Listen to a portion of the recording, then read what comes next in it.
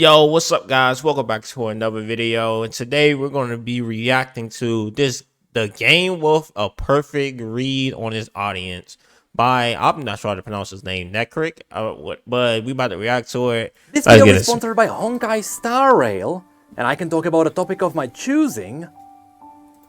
Honkai, why don't you sponsor me? Anyway. Well, there is one topic I wanted to dive into. Stop right there! I'm from the future where I've played through Penacony, and I need to tell you, this place is not what it seems to be. Once you enter, Honkai Star Rail is one of those games that is just not talked about enough. Anyone who stuck around for its evolution throughout its first year would tell you, it is incredible to see how dedicated these devs are to giving people fun content. Be it through the constant releasing of new forms of... That is true. Like, you could tell they really are happy to give out this content, and that like they actually like giving it out, and they actually have a soul to give it out. Like this so far 2.0 has been insane. But anyway, let's continue. Of endgame, permanent events that give you games within games on the side, or even something Genshin should definitely have, but you know, we gonna let that slide. Expanding lore in the aforementioned endgame. In a way, it seems like the players are always getting what they ask for and a little bit more. And all of this is rooted in something interesting surrounding the developers of Star Rail. It is the fact that they have a perfect read on their audience. Yeah, I mean, from the gacha I play, yeah, they do seem like they have that. This can become especially apparent after you start picking up all the self-referential jokes and the self-aware humor. And now, as Star Rail is pushing into... They have a lot of anime references. I noticed that in the game, and that's the best thing that I ever seen, because they know most people playing is anime lovers in the first place. Its 2.0 content featuring a place called Penacony, people started going wild because Star Rail once again proved that they are not only ready to push their humor to a new level, but they are also ready to follow it up with some twists. Not to mention, they are also pushing the game forward with an entire new tech. But before we get into that, let's set up some context for how my adventure has gone. Don't trust this bear. I didn't get to the bear yet. Why can't we trust the bear? Why can't we trust the bear? About 2 months ago, I took a break from Star Rail. The reason was very simple. I was playing other games, I was working on bigger videos, and I also had a second child. It was right in the middle of... Second? God dang, congratulations, dude. I ain't nowhere near there. I ain't trying to be nowhere near there. The Battle Arena event when I stopped. But even though I stick to my anime waifus. Didn't have time to play, I was still paying attention to what was happening around Star Rail. I've heard about the updates to late game, I've heard about all the new characters, and I have heard about the rewards for the returning players. Truth be told, this caught me off guard. It was almost scary to see all the things Star Rail started throwing at me. For not logging in, as a compensation, I got some extra rewards. You also get some limited double bonuses. And the game gave me some extra activities that would slowly reintroduce the game to me. Honestly, I wish more games did this.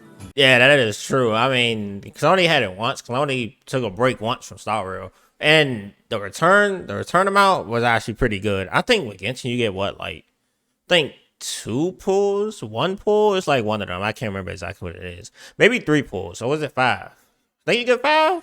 Oh no, but I know at least for Star Rail, especially the materials, because we all know you're gonna need them books. And you're gonna need the materials, whatever the XP thing is for the shards for the gear. Because I swear I am still running out of that. I have none left. Anyway, let's. This system is really good at hooking people again. Also, bonus points for the... Can somebody in the comment section tell me what the heck this is? Because I kind of forgot what that was, and I'm not sure what it is. I'm gonna be honest. Entire UI looking like a metro station chart. You know, it's themed around trains and stuff. Though it's quite unrealistic. The devs have clearly never been to London. We get how many pulls for just logging into Penacony? Oh, and this on top of what I just mentioned. Okay, but when can I leave this place? What's also cool to see is that your daily resources now spill into a reserve. And so after coming back, I had over 2,500 Trailblaze power. And so I spend it all on the new item set. I got one good item for Himeko. That is how it be. I mean, I have good items in that set, but some characters I can't pull what I need for them, man. And that's okay, it's part of the experience. Lastly, there is one more thing I need to mention. When I decided to check out what story beats I have missed, I also checked out the events. And oh my god, is it awesome to see that past events are a permanent addition to the game. That is so true, man. I swear that I love that. I love that feature so much that you can complete the events anytime. You don't have to wait for it to come back, or to be honest, when it comes back, it's going to reset it. So you never miss it out for on it again. It goes right into that. You can complete it 100% it at any time. It's the best thing ever. I swear that is one of the best things. Why can't most games have this? I don't know.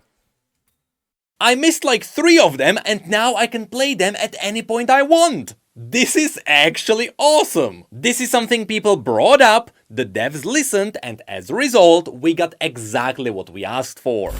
Wait, the whole story now has one perfectly readable timeline so you can't get lost in it? It's gonna remind me of all the quests I skipped. Now of course, because the devs have such a good read on their community, they can also prepare some self-referencing jokes and burns. And so at this point, it seems like every time the community asks for something, they are gonna get it. But it's like your step-uncle from your mother's side. It won't arrive without a joke. Of course, this kind of humor has been part of Star Rail from the very beginning. The game was marketed as space comedy after all. And so, oh boy, is there a lot of jokes. You can sequence break entire quests by doing the opposite of people ask you for. You can refuse to help people, which immediately ends their quests. After finishing the tutorial, you can simply decide not to join the adventure and just end the game immediately. There is the... Is that true? Can you actually... No way you can actually do that. That is crazy if that's the true thing. The Eternum Wars event, which is an event where you play a virtual collectible game, which is inside a collectible game. Not at all a monster collecting game though. And inside the minigame, the devs are not afraid to joke about how pay to win it is. All of this shows us that the devs are not only listening to people and they are trying to give them what they ask for, but they are also ready to join the community in making fun of themselves. Which is something very unique for a developer to do. And there is not a better proof of this happening than one of the latest characters to join this game called Dr. Ratio. This guy was just a love letter to anyone who enjoys the humor of this game. I mean, we got a character called Dr. Ratio that's holding up an L and he's attacking enemies with that set L. If you don't make the L plus ratio connection, you really tell him to hold that L. That's what Dr. Ratio is the best free 5-star ever, man.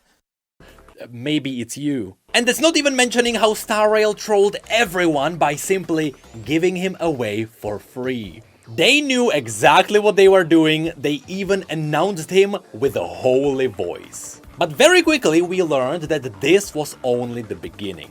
And that Star Rail had far more aces up their sleeves. And it especially became apparent when the 2.0 teasers started rolling out. Enter Paniconi.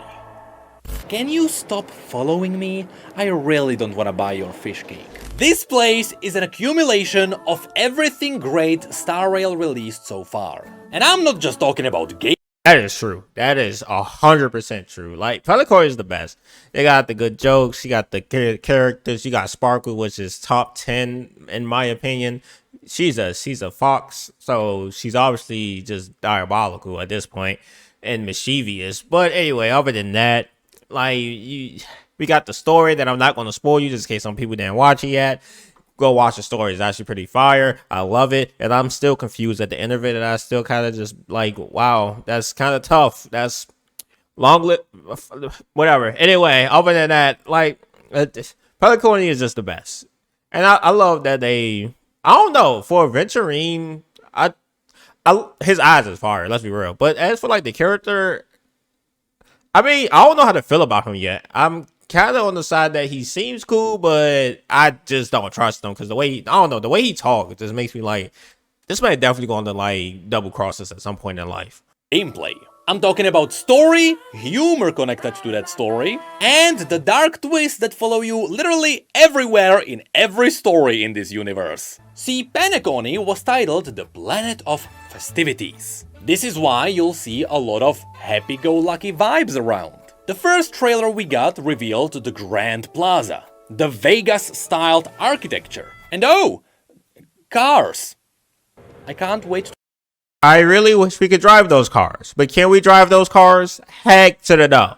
But, you know, one day, we'll be able to drive cars in Pelacony or in Star Rail in general. Let's just hope. The only thing we can do is pray. Can we get a Honkai? Can we get a Mario Kart event? Oh my gosh, that would be so fire if they had a Mario Kart event in the game and we get to race other people and then we get to like spec the cars out. I don't know if they ever will do that, but I'm just saying it would be fire. And also, let's get some skins in the game. I want my Topaz to look different from everybody else's Topaz because they couldn't get the new skin. But anyway, that's more of my thing. But let's continue the story. to cause traffic jams again. All of which revealed that this is gonna be a great place for our favorite characters to just have some fun time. Well, you see, this was later followed by 2 more trailers. One that was animated in the style of 20s cartoons. That's obviously because Penacony is keeping its old school classic vibes. But throughout this trailer, where the totally not creepy and uncanny main character shows you the cool features of this planet, you can also notice the constant referencing to dreams. Be it that the people dream. I still think Clocky reminds me of Mickey Mouse in my opinion, but you know, okay, Mickey Mouse lets Cuphead in the one. Sure, you're Clocky. To be honest, that's my honest opinion. Like, I really think that that's basically just Mickey Mouse with Clubhead design. I'm gonna be honest, it just reminds me of it. I don't know why, but it do. Probably because the way he act, to be honest. Dream about this place, that this is a dream to live in, that the guests travel here to the world of sweet dreams, or that you can actually buy a dream beverage here. Oh yeah, something sketchy is happening here. And so, the theory crafters around the internet started putting all the pieces together. And right now, my favorite theory is that all of this is just an illusion. The planet is just a pile of rocks that just happens to look good in your head. Which makes me wonder, where will the twist be? You know, that wouldn't really make sense though, since we go into the lobby from the Astro Express.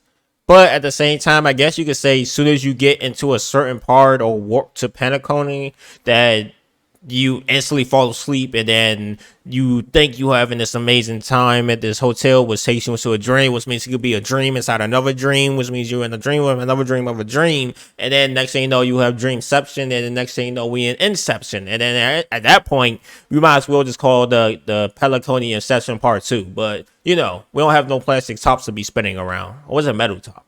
Metal top to be spinning around. But Nah. But to be honest, I think like the actual outside of Penacony is real. Obviously, the dream world is the dream world, and I just feel like the things that happen at the last part of the first part of the story, you would know what I'm talking about if you watch it. I think it's going to get retconned. I don't think it happened the way it happened. I feel like they're going to come back. We're going to see if they come back on that though. Will we end up being plugged into some kind of a machine, Matrix style? Or will we consume questionable things? Right now, both are possible. Maybe at once. Oh, you sweet summer child. But why do I have to be clothed though? What's also crazy is how Star Rail managed to connect all of this to a separate storyline that is happening next to this. Because in the new Myriad Celestia trailer, I still don't understand. I still don't understand this. So are they coming? Are they not coming? Okay, I'm gonna give this one out because nobody cares about Duke Inferno. Is that man really dead or is he not dead? I'm trying to figure out. Because man got snuffed off screen like he was nothing important, which he wasn't. Let's be real. He looks like a 4-star character in my opinion. But you know, all y'all Duke Inferno fans can be whatever. But like, you know, I want my Annihilation Gang, the 4, okay? There's gonna be those 4 characters. Duke can stay dead. I don't care about him, but just give me the 4 characters and we straight, bro. We good. We all right. Because like I want them to come to Pelicody just so I can get them. I don't really care about the dude, to be honest. I mean, his design looks fire, but I ain't gonna lie, Venturine design look way better than his. I'm gonna be honest. I'm saying it right now. Y'all can get me on Twitter if y'all want. I don't care. But the like 1, 2, and 3, right? Long as they come out, I'm straight. I don't know if they're gonna be playable or not. I don't even know when they're coming because technically they're supposed to be separated now because Duke Inferno got murked by somebody. Who knows? But I mean, in my opinion, I hope they come in at least 2.4. Maybe actually they may actually come in 2.3, 2.4. Now that I think about it, if they are coming, because that'd be a good surprise. Like, you think that they gone for about 2 patches, then boom, 3rd patch, they come up, they cause trouble. 4th patch, we probably got to beat them. 5th patch, Duke Inferno comes to find out that he's actually real, and then he's the main character boss, like whatever her name was that was in Bronya's mom, and then we that actually would be fire. But I don't know if they're going to do that or not, though. They probably won't, but at least that's what I'm thinking is going to happen. 2.3, that's when these 3 or 4 come out. We get them, we summon for them, whatever. 2.4, we figured out he's alive. 2.5, we go and we beat him. He's the big, bad main boss dude. Or maybe Sunday may be the big, bad main boss dude. But I feel like it's going to be one of them, too. But anyway, let's continue this video. We get a whole new lineup of really cool villains, all of which are connected to the Eon of Destruction. Which is interesting because it just so happens to be that the main character also has a connection to it. This makes me wonder, how will the new villains be interested in them?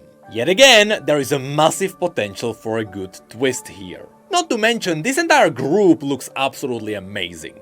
Duke Inferno aside, as well as wait, let's listen to him. Let's listen. As jiggle physics, the villainous variety is real here. But that is true. Duke Inferno, I'm saying it again. I don't care for his design. It looks like a 4-star to me, but the rest of them do look fire, especially this one. Like, I still don't know if this is playable. How the heck is they gonna do basically like a Clara where she's gonna be in front actually fighting, and then when you use a skill, then the actual version of her going to come out, smack or something like that, do some little puppeteer thing, and then go back into the Nether Void until you do another attack again. Like, I do wonder how they're going to do that.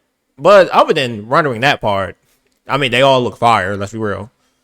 Here's the thing, despite Akivili, the destruction, playing a big role here, throughout its history, the entire Penacony has some strong connections to Zype, the Eon of Harmony, which so that's the Eon of Harmony. Okay, I was wondering why she kept popping up on people thumbnails. I didn't know that was the Eon of Harmony. Well, we already got one Harmony unit. I think Black Swan is Harmony, actually. I really can't remember right now. Let's say she is. We got one. Let's see how many more we get. Hey, that means they're gonna be destruction, which means they're gonna be single targets, right? If that's the point. No. Hunt is single targets. Erudition mainly does like multis. Well, what does destruction do? Is this just big damage? That's all they do or something? I gotta look back into who's destruction, who's not destruction. Opened up a whole new wave of theory crafting on its own. Because just like the Lofu had a story of conflict between the Hunt and Abundance, so will Penacony likely have a larger story about destruction and harmony. Which also means that there is the chance that the main character will get the powers of harmony here. Which makes me extremely happy, because the scene where the main character gets the Spear of Qlipoth was my favorite scene in this game. But of course, later, all of this was capped off with one more trailer. One called Sweet Dreams, the Great Tadalov. If you weren't convinced that this is gonna be a trippy ride before, now you will. Walking jacked up trash cans, giant Sampos throwing us around, a massive fountain of a dreamy beverage in the background, aforementioned trash cans saving the world, Sampo turning into a dream-like nightmare. This is gonna be one massive ride. And oh, when the main character gets slammed into the ground, of course it is a reference to a meme. Not to mention, the point of this entire trailer is to portray the main character as the garbage king. a reference to the main character constantly looking through trash cans throughout the entirety of the game. But Yep. again, since this is Star Rail, if you pay attention and listen to the story told in the background, you might realize Best character ever. Firefly is the best character ever. I will always say this. 10 out of 10 character. I love her so much. Oh my gosh. Why? What? this may all be a subtle hint for something big happening in the background. So if anything, all of this shows us that Paniconi is gonna be a massive festival of inside jokes, self-referencing humor, and keeping you on the edge of something uncanny to happen.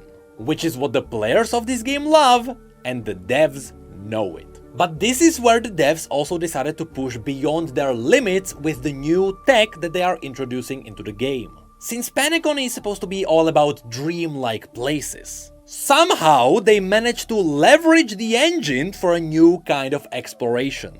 Be it by exploring the ever-shifting halls of the Hodel, the ever-changing upside-down rooms, or places where you can freely switch to walking on walls. They even highlighted a part where you can shift the perspective of the camera to build up new paths. On one side, this may seem like just a cool thing to be part of exploring dreams. But on the other side, this is actually quite impressive. You realize that HoYoverse games are built on a modified version of Unity, right? Unless they planned for these mechanics to be part of the game from the very beginning. Especially the one where you are changing walkable angles. Trying to jam this mechanic into the game now would break a lot of things. So their technical engineers have to be a bunch of geniuses. How is this That's even cool. possible? Yeah, how is this possible? This is done in Unity. Lastly, I would like to mention This is done in Unity. I do wonder, like, how did they get to do that? By the way, he's a level 69. Let's go, Pogs. I'm only level 68. one more thing related to gameplay. Whenever these bigger patches drop, some people are afraid that after they are done with the main story, they won't really have much to do in the game anymore. Normally, this would be true, but in many ways, Genshin Impact. Star Rail is different. Alongside these bigger drops, Star Rail likes to alternate between story beats and gameplay beats. Which means that one patch may give you a big story to explore, with the next one giving you a whole new kind of endgame. My favorite example of this is the new kind of the Forgotten Hall. Throughout its history, HoYoverse was kinda known for not really doing much for balancing. Which is still true even for Star Rail. Let's be real. Let's be real, guys. Black Swan and Kafka is not balanced whatsoever. I don't know what they thought when they you know what, this is going to live beta, but they either thought we about to power creep the hell out some units, or they was just like, this won't be that strong, right? And they I just say they made a little oopsie there. They made a good oopsie, because oh my gosh, I love using both of them on the same team. But cleverly enough, they still do have ways of indirectly balancing the game. Sometimes they may release a new artifact set which indirectly buffs a specific character, but my favorite kind of balancing Star Rail pulled off was by releasing a whole new kind of endgame that is entirely based around massive AoE. The reason why this is cool is because up until this point, the game was all about dealing with massive targets using a lot of single target burst, which unfortunately meant that AoE based characters were not the best. So by releasing this new kind of endgame, not only did they fix the issue where AoE characters were not amazing, but they also gave us an entire new way to play the game. Truly a genius move from the devs. But in the end, all of this leads me to one final thing I want to mention. If there is one thing that made me excited to dive into Paniconi, on one side you have the cool visuals, be it the Western 1920s aesthetics, or the included animations which spice everything up. On the other side you also have the promise of the ever-evolving gameplay. You know, at this point it is pretty clear that Star Rail will continue to support their simulated universe, Which I really hope they at least get moved the orbs out of the actual semi-unit and just put them into the other ones too. Like, we could have them in Golden Gear or whatever the heck that thing called. Or maybe not Storm Disaster. Maybe not Storm Disaster. I mean, I guess you can have it in Storm Disaster as well. I just want to grind something other than the Simulated Universe Part 1 just to get the little orbs that I need for my characters. I'm about to do them anyway, but I would hope that they would probably make something that wouldn't let me have to do that all the time, but who knows. Which is also a great endgame activity. But all of this was kinda swept down the priority after I learned about one more thing.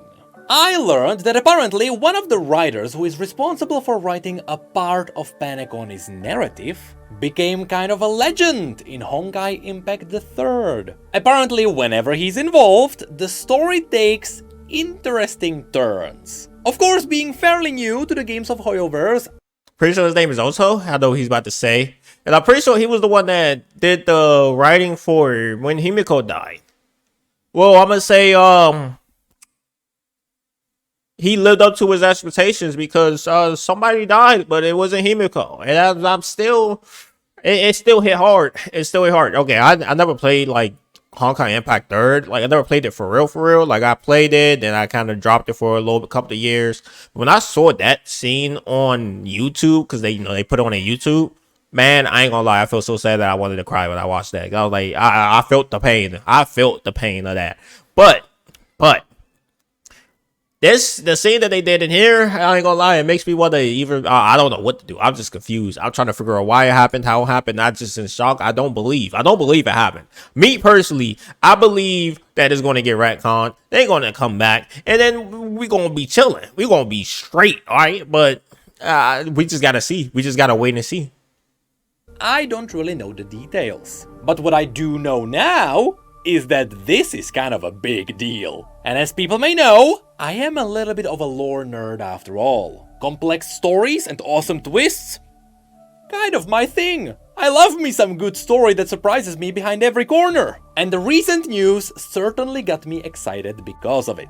I just hope all of this is gonna be in a totally awesome and pleasant way. Because I've heard legends about Honkai Impact. Anyway, once again, oh yeah, it was a good way. I give it that. It was good. It was good. Okay. I'm having flashbacks to that day, that moment when I saw that happen. Anyway, y'all make sure y'all go watch the story, man. It's 10 out of 10. 10 out of 10. Let's continue the video. And this game keeps showing us that they are more than happy to give people what they wanna see, which is great, and it is especially great for me. Because I am a bit of a mech guy. That's why I really like playing Clara. We do it for Swarog. But Man, you were lucky because I can't get Clara. Every single time I lose a 50-50, I get freaking Bailu. Like, she's almost E6 at this point. She's E4. I'm like, bro, just give me somebody new. Give me Clara, give me Himiko, give me the boy that got beat by Blade, the 8-year-old, like one of the three. Like, come on. But no, they just keep giving me that Bailu over and over again. No, we ain't gonna run in this video. Let's just say that Honkai, just stop throwing me off on this, bro. Like, just give me Clara, bro. Just give me Clara. Anyway, let's continue. Now, after Panic only revealed the list of guests that will take part of the festivities, we also learned about Sam, who was previously shown in Kafka's trailer as a Chad robot. So Star Rail, please make Sam playable. They have a whole new progressive minigame that's just a gacha game inside a gacha game! Yes, they do, and that's the best thing ever. By the way, I'm pretty sure Sam is going to be playable. Don't know how that's going to work, especially with how he plays in this boss battle, but we'll see. Next stop, Peliconing. Alright, that was a good video. Make sure you guys like, comment, subscribe if you're new. And also, go like and subscribe to the video. It'll be down below. Yeah, that's it. I'm about to see y'all guys in the next one. I'll see y'all later. Peace out.